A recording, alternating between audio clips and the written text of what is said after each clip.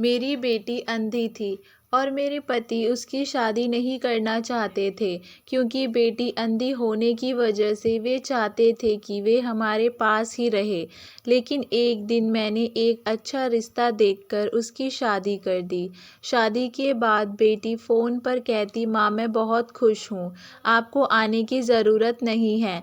5 महीने गुजर गए तो एक दिन पति मुझे साथ लेकर बेटी के घर चले गए तो दरवाज़ा खोलते ही मेरे पति चौंक गए।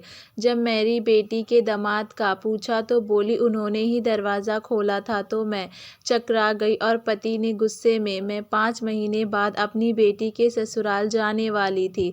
आज से पहले जब भी उससे बात हुई थी तो फ़ोन पर ही बात हुई थी। मैं रोज़ाना अपनी बेटी से फ़ोन पर ज़रूर बात किया करती थी और वे मुझे खुश दिखाई देती थी। उसकी खुशी से भरी आवाज़ सुनकर मेरा दिल खुश हो जाता और मैं अपने पति से कहती कि देखो, तुम कहते थे कि अपनी बेटी की शादी नहीं करवाऊंगा, उसे हमेशा अपने पास रखूंगा क्योंकि वे अंधी है, मगर अब देखो तो कितनी खुश है अपने पति के साथ। उसकी ज़िंदगी तो खुशियों से भर चुकी। अब बस यही मैं प्रार्थना करती हूँ कि मेरा भगवान मेरी बच्ची को हमेशा खुश रखे। मेरे पति भी गहरी सांस लेकर रह जाते, कहते कि सुशीला, मैं तो समझ रहा था कि हमारी बच्ची अंधी है, कुछ देख नहीं सकती, भला शादी के बाद ससुराल के काम काज में कैसे हाथ बटा पाएगी। मुझे कहाँ पता था कि इतने अच्छे ससुराल वाले मिल सकते हैं जो मेरी बेटी का इतना ज़्यादा ख्याल रखेंगे और उसे इतनी मोहब्बत देंगे। लोगों की बड़े बड़े महलों में रहने वाली बच्चियां इतनी खुश नहीं हैं जितनी हमारी बच्ची। आंखों की रोशनी ना होने के बावजूद इतनी खुश है। बेटी दूसरे शहर में रहती थी और यहाँ से महज 4 घंटे की दूरी पर थी, इसीलिए जेब अनुमति नहीं देती कि कभी बेटी के घर से हो आए। एक दिन मैंने सपने में देखा कि मेरी बच्ची परेशान बैठी है, रो रही है और उसका पति भी उससे लड़ाई झगड़ा कर रहा है। मेरी अंधी बच्ची रो रो कर परेशान हो रही है और बार बार अपने माँ बाप को आवाज़ दे रही है। ये दृश्य मैंने देखा तो मुझसे रहा नहीं गया। फौरन उठकर अपने पति से कहने लगी कि मुझे कल ही मेरी बेटी के पास लेकर जाओ।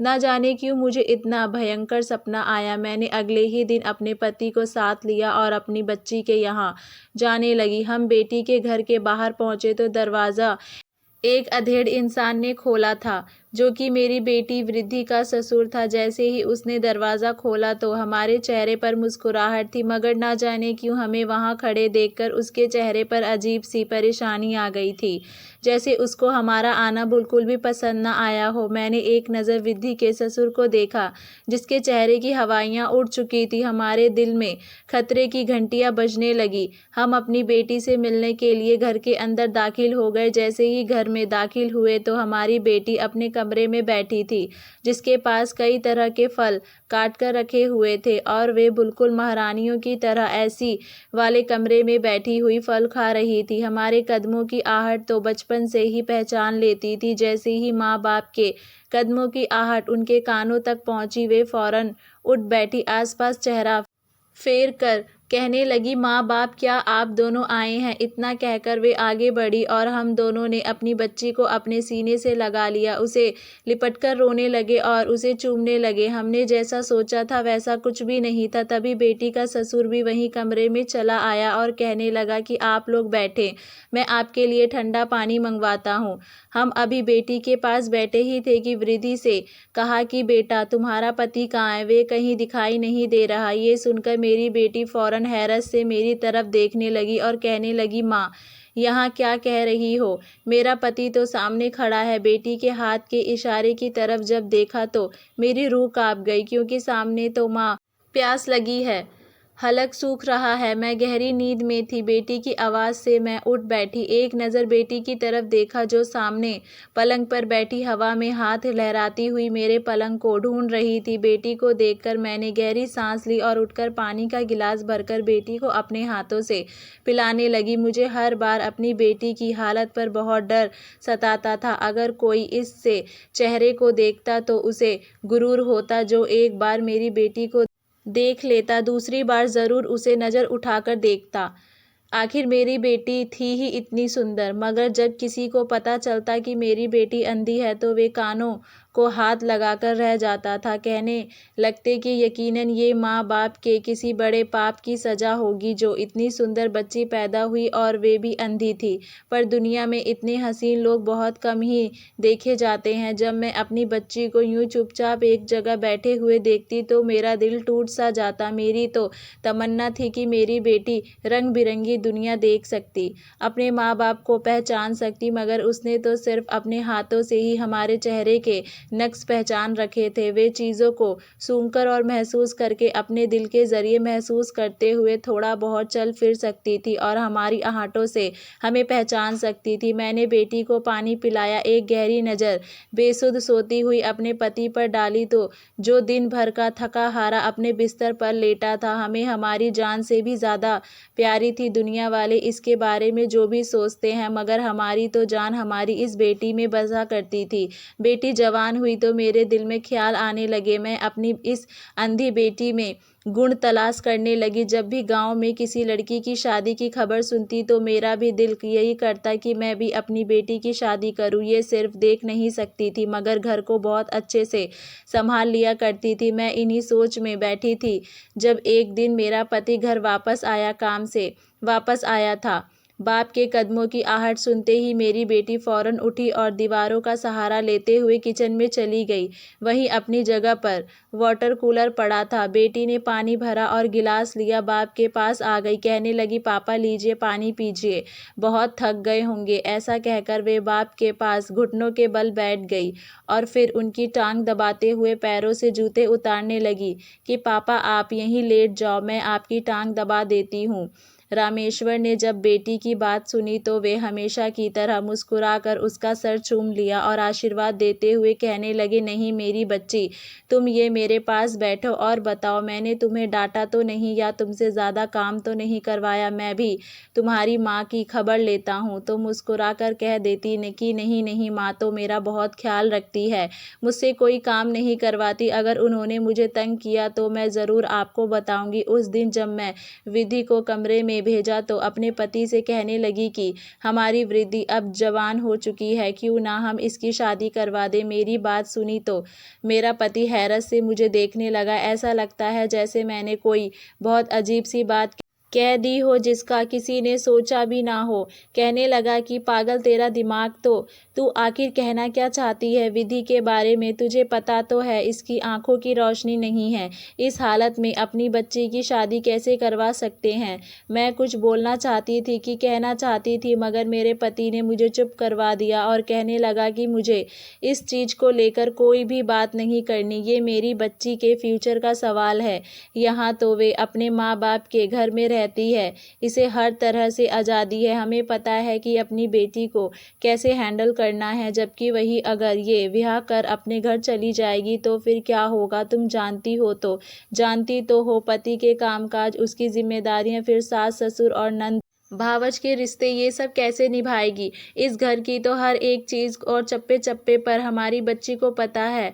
मेरा पति ऐसी बात करके मुझे चुप करवा चुका था, जबकि मैं यही सोचकर परेशान हो रही थी कि आखिर मेरी बच्ची आगे की ज़िंदगी कैसे गुजारेगी। मैं बहुत दूर का सोचा करती थी, दिमाग में कई तरह के ख्याल आने लगे थे। रात को अगर कच्ची नींद से आँख खुल जाती तो मैं यही सोचती रहती कि जब इस दुनिया से दुनिया में मैं भी नहीं रही और मेरा पति भी ना रहा तो फिर मेरी बेटी कहाँ जाएगी, इसकी जिम्मेदारी कौन उठाएगा? ये सोच सोचकर मेरी आंखों से आंसू निकल आते थे। गांव वाले और रिश्तेदार तो मेरी बेटी का वैसे ही मजाक उड़ाया करते थे क्योंकि वे अंधी थी। एक दो औरतों ने तो ये तक कह दिया था कि क्या था जो ऐसी औलाद पैदा होने से पहले ही मर चुकी होती, जैसे जैसे बड़ी होगी तो 100 तरह के मसले होंगे, आखिर कौन है जो उसको पालेगा? जब ये सोच आती तो मैं यही प्रार्थना करती कि भगवान कोई अच्छा सा रिश्ता आ जाए जो मेरी बेटी को अपने घर ले जाए। मेरी बेटी देखने में बहुत सुंदर थी, उसका व्यवहार भी बहुत अच्छा था। अगर घर का अंदाज़ा इसे हो जाता तो वे हर काम बड़े अच्छे तरीके से कर लिया करती थी। एक दिन रिश्ते लगाने वाली हमारे घर आई और कहने लगी कि फला इंसान ने तुम्हें हमारे घर के बारे में बताया कि तुम्हारे घर में एक जवान बेटी है तो क्या मैं तुम्हारी बेटी का रिश्ता उनसे करवा दूं?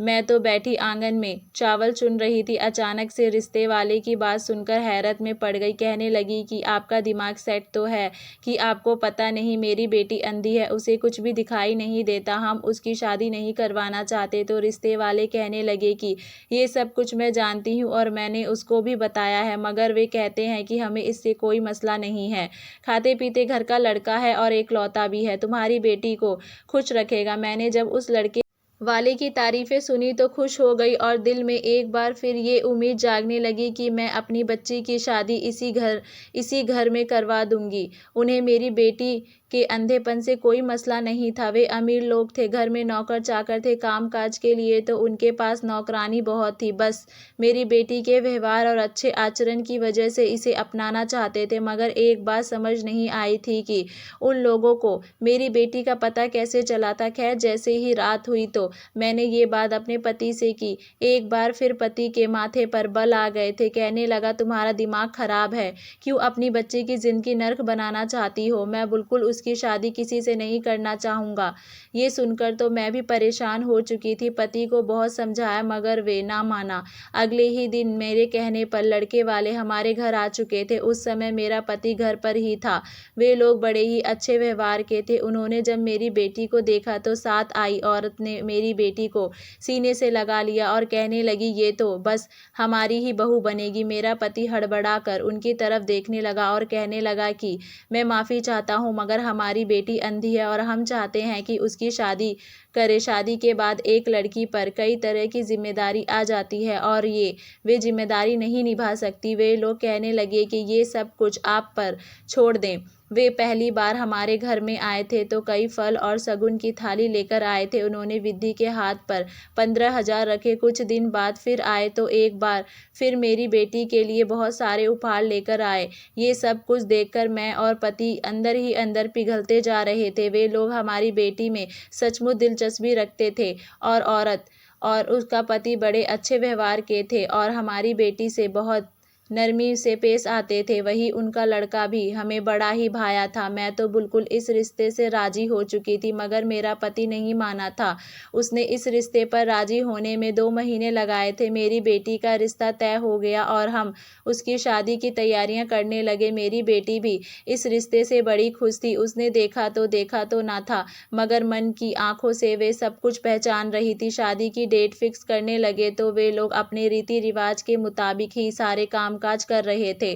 कहने लगे कि हम अपने रीति रिवाज के मुताबिक शादी करेंगे। एक दिन वे हमारे घर आकर कहने लगे कि हमारे यहाँ ये रिवाज है कि लड़की की शादी लड़के के यहाँ आकर की जाती है, क्योंकि ये सफ़र भी लंबा है, 4 घंटे बाद हम यहाँ पहुँचेंगे। इसीलिए हमारे यहाँ यही रीति रिवाज है कि जब दूर से रिश्ता किया जाए तो लड़की शादी के लड़के के यहाँ जा ही की जाती है। ये सुनकर हम थोड़ा सोच में पड़ चुके थे कि आखिर ऐसा कैसे हो सकता है, मगर फिर हमें मानना ही पड़ा, क्योंकि जल्द ही हमारे संबंध भाई बहनों जैसे हो चुके थे। हमने तय किया कि वे लोग हमारी बेटी को अपने यहाँ ले जाएंगे और फिर अगले दिन हम पति पत्नी दहेज का कुछ सामान लेकर उनके घर पहुँचेंगे और वहाँ पर दोनों बच्चों की शादी कर देंगे। इस बात पर सब कुछ तैयार पाया और उस दिन हमारी बेटी हमारे घर से विदा होकर उन लोगों के साथ चली गई। हम लोग को दहेज का सामान लेकर सुबह ही वहां जाना था। अगले दिन जब हम गाड़ी में सामान रखकर अपनी बेटी के जाने लगे तो रास्ते में एक एक्सीडेंट हो गया, जिसकी वजह से रास्ता ब्लॉक हो चुका था। वहां पर हमारे 3-4 घंटे व्यर्थ हो चुके थे। मजबूरन हमें दूसरे रास्ते से जाना पड़ा, जिससे हम 5 घंटों का रास्ता तय करके अपनी बेटी के ससुराल पहुंचे। जब वहां पहुंचे तो मेरे पैरों के नीचे से जमीन निकल चुकी थी, क्योंकि मेरी बेटी की शादी हो चुकी थी। वे दुल्हन बनी सोफे पर बैठी हुई थी। आसपास कई मेहमान इकट्ठा थे। मेरी बेटी का पति उसके दाई तरफ खड़ा मुस्कुरा रहा था, जबकि उसका ससुर और उसकी सास उसके साथ बैठे फोटो खिंचवा रहे थे। हमें देखकर वे लोग आए और माफ़ी मांगते हुए कहने लगे कि आपने आने में बहुत देर कर दी थी, इसीलिए हमने शादी करवा दी, क्योंकि पंडित जी को कहीं और भी शादी करवाने के लिए जाना था। हमारी बेटी की शादी हो चुकी थी, हमें और क्या चाहिए था। हमारे चेहरे पर मुस्कुराहट फैल गई और बेटी को आशीर्वाद देने लगे। वे घर बिल्कुल एक महल जैसा था और हम खुश थे कि हमारी बच्ची यहाँ पर राज करेगी। ये शादी उसकी रीति रिवाज के मुताबिक ही हुई थी।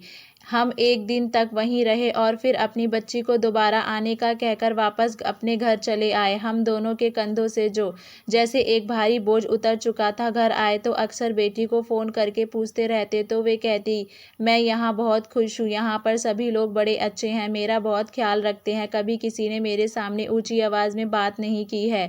ये मुझे बिल्कुल सगे माँ बाप जैसे मोहब्बत देते हैं और मेरे पति भी बहुत अच्छे हैं। मैं बेटी के मुँह से ये सुनती तो दिल को सुकून आ जाता। मेरा पति भी अपने अपने काम में व्यस्त हो गया था और मैं भी घर के कामकाज में बिजी रहने लगी। ऐसे ही जिंदगी गुजरती रही। मैं बेटी से कहती किसी दिन हमारे यहाँ आकर चक्कर लगाओ तो वे कहती कि माँ यहाँ पर इनके रिश्तेदार हमसे मिलने के लिए आ रहे हैं। दूर दराज रिश्तेदारों में हमें दवा के लिए जाना होता है, इसीलिए हम अभी नहीं आ सकते। तो मजबूरन मुझे भी चुप रहना पड़ा। कई दिन से अजीबोगरीब सपने आ रहे थे, जैसे मेरी बच्ची रो रही है, किसी मुसीबत में है। कभी सपने में उसे कोई सांप आकर डस जाता तो कभी किसी गहरे कुएं में गिरती चली जा रही होती। मैं चाहकर भी अपनी बच्ची को ना बचा पाती। एक बार तो हद हो गई, मैं अपनी बच्ची को खुद अपने हाथों से कुएं में धकेल रही थी। ये सपना मुझे बेचैन कर चुका था। उस दिन बेटी को कॉल की और बोली कि मैं तुमसे मिलना चाहती हूँ, तुमसे मिलने आना चाहती हूँ, तुम खुश तो हो ना। मेरी बेटी मुस्कुराकर कहने लगी, हाँ मैं बहुत खुश हूँ। खुशी खुशी तो जैसे उसके शब्दों से ही जाहिर हो रही थी। कहने लगी कि आपको यहाँ पर आने की कोई ज़रूरत नहीं, मैं बहुत खुश हूँ और खुद ही आपके यहाँ चक्कर लगाऊंगी। बस शरद जी को काम से छुट्टी मिल जाए। 4-5 महीने गुजर चुके थे, मगर ना मैं अपनी बेटी से मिलने के लिए गई थी और ना ही मेरी बेटी हमारे यहाँ आई थी। अब तो मुझे अपनी बच्ची की बहुत ज़्यादा याद आने लगी थी। जी चाहता था कि उड़कर अपनी बच्ची के पास चली जाऊँ, मगर ऐसा हो नहीं सकता था। एक दिन मैं यूं ही बैठी रोने लगी, क्योंकि बेटी की याद तो जैसे मेरे दिल को चीरने लगी थी। पति भी मेरे साथ ही उदास सा हो गया था। कहने लगा, कल ही अपनी बच्ची से मिलने के लिए हम दूसरे शहर जाएंगे। अगले दिन सुबह सुबह हम दोनों पति पत्नी बहुत से फल अपने साथ में अपनी बेटी के जाने लगे। 4 घंटे का सफ़र तय करने के बाद हम अपनी बेटी के घर के बाहर पहुंच चुके थे। दरवाजे पर दस्तक दी तो कुछ देर के बाद बेटी के ससुर ने दरवाज़ा खोला। हम तो समझ रहे थे कि हमें देखकर वे मुस्कुराएंगे, मगर उनके चेहरे पर तो अजीब सी परेशानी आ गई थी। उनका पल भर में फीका पड़ चुका था। वे डरे हुए चेहरे के साथ हमारी तरफ देखने लगा। हम घर के अंदर दाखिल हुए तो हमारी बेटी अपने कमरे में बैठी आराम कर रही थी। बेटी ने हमारे कदमों की आहट सुनी तो फौरन उठकर हमारे सीने से लग गई और खुशी के मारे रोने लगी। मैं भी अपनी बेटी को चूमने लगी और बोली कि बहुत याद आ रही थी। इस वक्त घर के सिवा विधि के और उसके ससुर के अलावा और कोई भी नहीं था। हम वहाँ पर कुछ देर बैठे और बेटी से पूछने लगे तो वाकई बड़ी खुश लग रही थी। ये देखकर तो मेरे दिल को सुकून मिल गया। बेटी का ससुर वही कमरे में बैठा था। हमें बैठे हुए काफ़ी देर हो गई तो मैं बेटी से कहने लगी कि तुम्हारा पति कहाँ है, अभी तक घर नहीं आया। तो बेटी कहने लगी कि क्या बात कर रही हैं माँ, मेरे पति तो यहीं सामने बैठे हैं जो आपसे बात कर रहे हैं। मेरे तो सर पर पहाड़ सा टूट गया। सामने तो बेटी का ससुर बैठा था। मैं बेटी से कहने लगी, क्या कह रही हो बेटी, तुम्हारा पति तो यहाँ पर कहीं नहीं है, ये तो तुम्हारे ससुर हैं। मेरी बेटी फौरन बौखलाकर उठ खड़ी हुई, कहने लगी कि नहीं माँ, मेरा तो कोई नहीं है, मैं तो अपने पति के साथ इस घर में रहती हूँ। मेरे पति गुस्से में उठ खड़ा हुआ और बेटी के ससुर को कहने लगा, ये क्या कह रही है, आपका बेटा कहाँ है। हम तीनों ही हैरत में थे। कुछ समझ नहीं आ रहा था कि तभी वे इंसान जिसकी उम्र 50 से 55 के आसपास थी गला साफ करके कहने लगा कि आपकी बेटी विधि मेरी पत्नी है। ये खबर तो हम पर पहाड़ बनकर टूटी थी। मेरा पति आगे बढ़कर उस इंसान का कॉलर पकड़कर कहने लगा, ये क्या बकवास कर रहे हो कि तुम्हारी बहू थी। वे कहने लगा कि नहीं, ऐसा नहीं है, दरअसल मैं अपना घर बसाना चाहता था। ये धन दौलत मेरे पास बहुत थी, मगर मैं अभी तक कुंवारा था। मैंने अपने सभी भाई बहन को ब्याह दिया था, वे दूसरे मुल्क में जाकर बस गए। जब मैंने शादी करने का सोचा तो कोई भी मुझसे शादी करने को तैयार ना था, क्योंकि मेरी उम्र हो चुकी थी। इसीलिए रिश्तेदार से कहा कि जैसे भी करके मेरी शादी करवा दो। उसने मुझे आपकी बेटी के बारे में बताया तो मैं शादी के लिए तैयार हो गया और मुझे दिल ही दिल में भाने लगी थी। मैं जानता था कि आप अपनी बेटी की शादी मुझसे नहीं करवाएंगे, इसीलिए ये सारा प्लान मैंने बनाया था और फिर शादी वाले दिन भी मैंने आपके आने से पहले ही शादी कर ली ताकि आप लोगों को पता न चल सके कि आपकी बेटी की शादी किससे हुई है। ये खबर हम तीनों पर बिजली बनकर टूटी थी। मेरा पति तो गुस्से से उस इंसान को मारने लगा। विधि अलग रो रही थी। हमने उसी समय अपनी बच्ची को साथ लिया और घर वापस चले आए। इसके बाद विधि का पति कई बार आया और माफ़ी मांगने लगा। उसने विधि से कहा कि विधि, तुम बताओ, क्या मैंने एक बार भी तुम्हारे साथ ऊंची आवाज़ में बात की है? क्या तुम पर हाथ उठाया? तुम्हें तो मैं हाथ का छाया बनाकर रख रहा था, तुम्हारी हर ख्वाहिश पूरी करता था। तुम्हें एहसास ना होने दिया कि तुम्हारे पति तुम्हारे पास आंखें नहीं हैं। विधि भी दिल ही दिल में अपने पति को पसंद करने लगी थी। कहने लगी, हाँ माँ, मैंने ना तो इसका चेहरा देखा था और ना ही इनका शरीर में, तो बस व्याकर और उसकी मेरे साथ मोहब्बत देखकर उनसे प्यार करने लगी हूँ। हमने जब देखा कि हमारी बेटी उस इंसान के साथ खुश है और वे भी हमारी बेटी का बहुत ख्याल रखता है, तो मजबूरन हमने अपनी बेटी को उस इंसान के साथ विदा कर दिया। उस इंसान की मोहब्बत में कोई कमी नहीं आई थी। वे हमारी बेटी को अपने घर की इज्जत बनाकर रखने लगा। इसके बाद मेरी बेटी ने खूबसूरत से बच्चे को जन्म दिया। उसकी ज़िंदगी में खुशियाँ थी। वे अपने पति के साथ खुश थी। फिर हम कौन होते हैं उसे अपने पति से अलग